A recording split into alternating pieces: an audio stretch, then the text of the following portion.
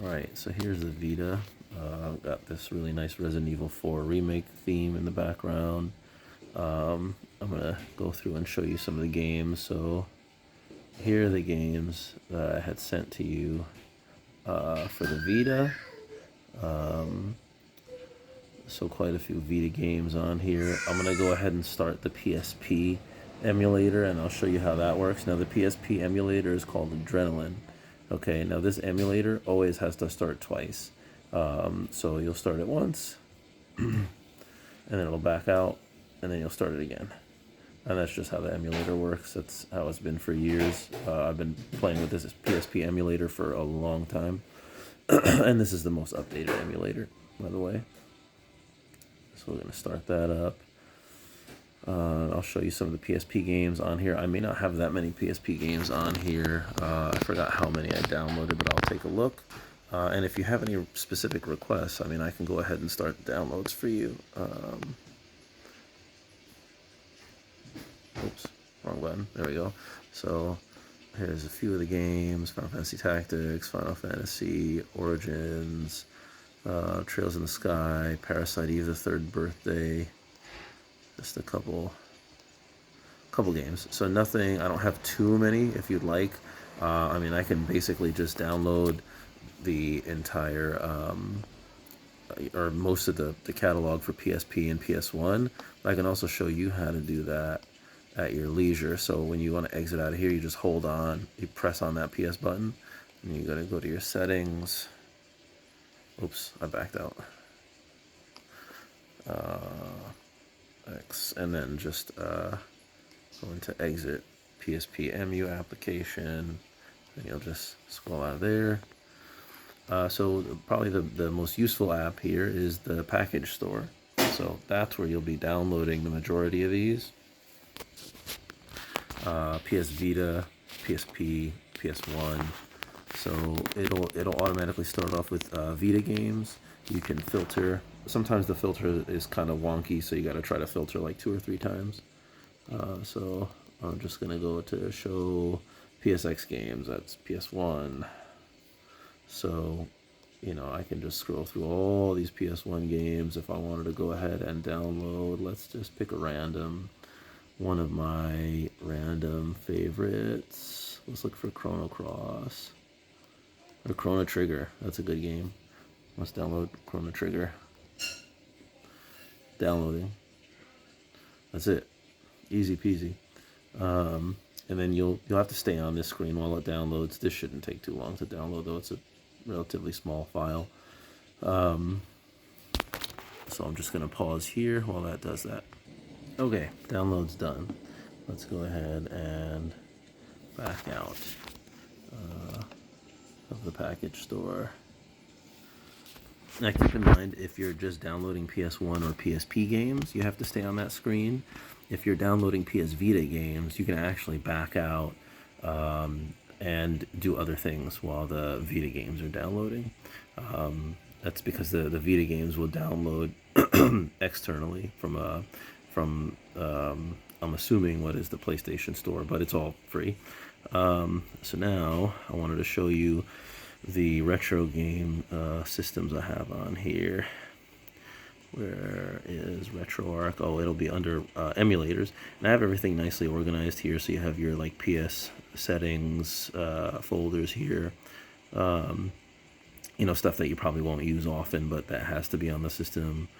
So if you go here into your emulators, there's also a Nintendo 64 emulator on here.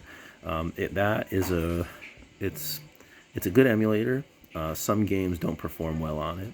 I did play Legend of Zelda Ocarina of Time on here. You have to kind of mess with some of the settings. You can like lower some of the sound settings, increase other settings. You know, I would fiddle with that, and also look at like optimal setting options online for different games. So there are different, like if you Google search that, there are different setting suggestions for different games depending on how much like performance the games take up on the system. But I mean, other than that, it worked really well for Ocarina of Time. And this is RetroArch. This is your main app for your retro systems.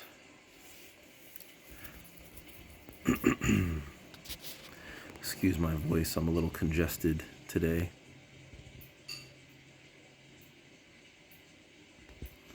It'll take a little while to load. It's got a lot of stuff on it.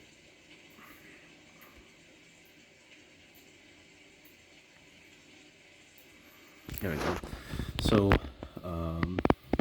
if you want to look for the systems available, you just go to the left, scroll down. You have Game Boy Advance games here. All your, basically an entire library of Game Boy Advance games. Just scroll through all those.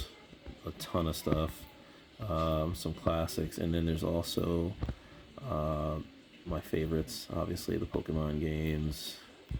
Had a lot of fun with those when I was younger. So those are all on here. And then we have Game Boy Color, a bunch of Game Boy Color stuff, Legend of Zelda. And sometimes it takes a couple seconds for those thumbnails on the corner there to generate, but it'll generate. Sega Mega Drive, which is basically a Sega Genesis. And some of these, mind you, don't have thumbnails. If they're from like a different country, so like the Japanese versions usually will have, Taiwanese versions may not have. So we have a bunch of different versions also of games that may or may not have been released in the US. So you have like a ton of stuff on here. Literally, gosh, months of years of gaming on here. And then what else did I put on here? So I have those so far. I can actually, if you'd like, I can also include Nintendo and Super Nintendo on here. That would probably just take me like another day to prepare, but I can definitely do that. Nintendo, Super Nintendo, and also I'm surprised I don't have Sega Game Gear on here. So I can do Nintendo, Super Nintendo, and Sega Game Gear also on here. If you like, that would just take me like one other day to add. But that's it. And this is a really easy app to use. I would also look through, like, there's a really great user guide on how to use this app, how to customize it. You can add a picture in the background, all sort of stuff, which is really nice. I tend not to do that, just because I like the simpler look. But, if you like this, that's fine. If you want to customize it, you can go into your settings and mess with everything else. But I'm going to exit out of here. Don't mind that battery power. You'll get this fully charged with a brand new charger, by the way.